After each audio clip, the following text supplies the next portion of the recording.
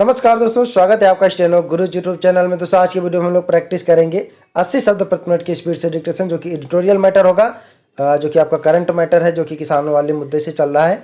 तो आप लोग इसको प्रैक्टिस करिएगा। पीडीएफ इसका आपको हमारे टेलीग्राम पर मिल जाएगा। टेलीग्राम का लिंक वीडियो के डिस्क्रिप्शन में दिया गया है।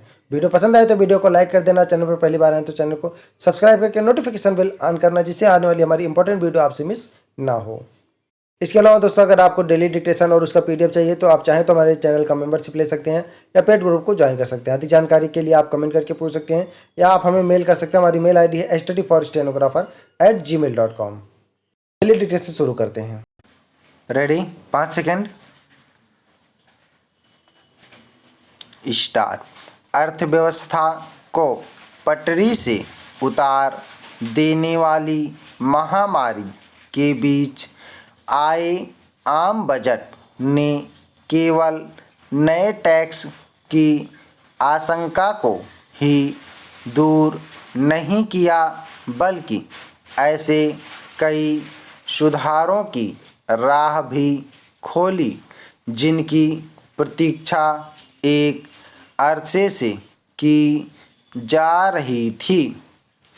सबसे उल्लेखनीय यह है कि विनिवेश के लक्ष्य को हासिल करने के उपाय तय करके यह स्पष्ट करने की भी कोशिश की गई कि सरकार का काम उद्योग चलाना नहीं है। यह विचित्र है कि जब न्यूनतम सरकार अधिकतम क्षमता की अवधारणा को साकार करने की दिशा में ठोस कदम उठाए जा रहे हैं, तब विपक्षी दल यह शोर मचाने में लगे हुए हैं कि सरकारी कंपनियों को बेचा जा रहा है।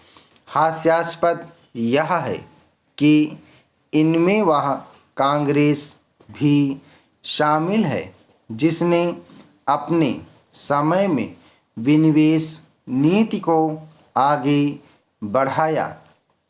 विपक्ष के रवैये से तो यही लगता है कि वह समाजवादी सोच वाली अर्थव्यवस्था के नाकाम हो जाने के बाद भी यह मानकर चल रहा है कि सब कुछ सरकार को ही करना चाहिए और उससे ही लोगों में खुशहाली आएगी। 7 दशक बाद भी यह सोच राजनीतिक दिवालियेपन का परिचायक है। यदि भारत के साथ स्वतंत्र हुए अन्य देश आर्थिक प्रगति में आगे निकल गए तो इसी कारण कि वहाँ की सरकारों ने सब कुछ खुद करने की नीति नहीं अपनाई। निसंदेह बजट के हर एक प्राविधानों पर विपक्ष का सहमत होना आवश्यक नहीं। किसी को ऐसी अपेक्षा भी नहीं करनी चाहिए, लेकिन उसका यह संवेद स्वर उसकी अगंभीरता को ही बयान करता है कि गरीबों किसानों के लिए बजट में कुछ भी नहीं है और उसमें केवल पूंजीपतियों का ध्यान रखा गया है। इस तरह की घिसी पिटी और उबाऊ बातें करके विपक्ष केवल लोगों को गुमराह ही नहीं करता, बल्कि उपहास का पात्र भी बनता है। कोई भी बजट हो, उसमें केवल खामी उसे ही दिख सकती है जो घोर नकारात्मकता में आकंठ डूबा हो। क्या स्वास्थ्य क्षेत्र पर खर्च बढ़ाए जाने, आधारभूत ढांचे को मजबूत करने, नए स्कूल खोलने, कृषि उपकर का बोझ आम आदमी पर न पड़ने देने जैसी घोषणाएं भी विपक्ष को नजर नहीं आईं।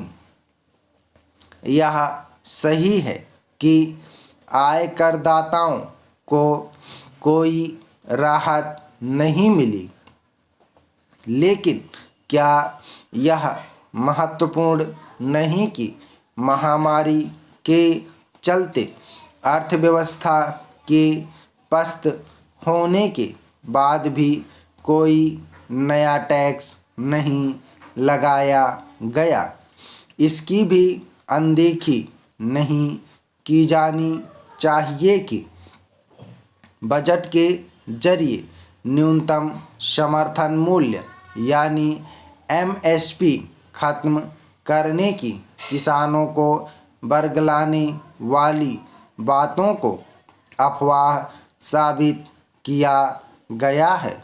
उचित यही है कि बजट पर व्यर्थ की आलोचना की परवाह किए बिना सरकार उसमें की गई घोषणाओं पर अमल के लिए अपनी प्रतिबद्धता का परिचय दे। स्टॉप। ओके दोस्तों, आप लोग इसको प्रैक्टिस करिएगा। 80 शब्द प्रति मिनट की स्पीड से है।